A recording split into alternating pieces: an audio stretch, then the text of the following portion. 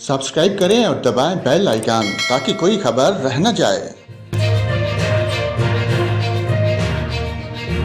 नाज़रीन, समुद्री तूफान बिपरजॉय की आमद से कबल ही सिंध हुकूमत को बड़ी परेशानी ने आ घेरा। तफसीलात के मुताबिक बिपरजॉय की आमद से कबल ही इसके असरात नजर आने शुरू हो गए। मुख्तलिफ मकामात पर बारिश का सिलसिला जारी। शहर कैद में तेज हवाएं भी चल रही है।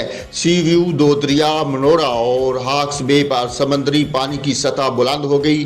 बिपरजॉय का फासला साहल से कम हो रहा और वो शुमाल मशरक की तरफ रवा दवा है। समुद्री तूफान के तराब में हवाओं की रफ्तार 120 से 140 किलोमीटर फी घंटा है। साइक्लोन सिस्टम के मरकज के तरफ में समंदर में शदीद तुगयानी है, जहां लहरों की बुलंदी 25 से 30 फुट को छू रही है।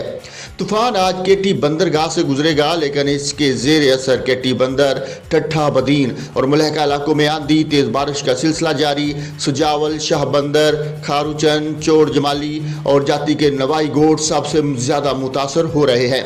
उमरकोट, तरफारकर, डेपलो, मीरपुर खास और हैदराबाद में गर्दलूद हवाओं के साथ वक्फे वक्फे से बारिश। समुद्री तूफान से कराची का खतरा टल गया।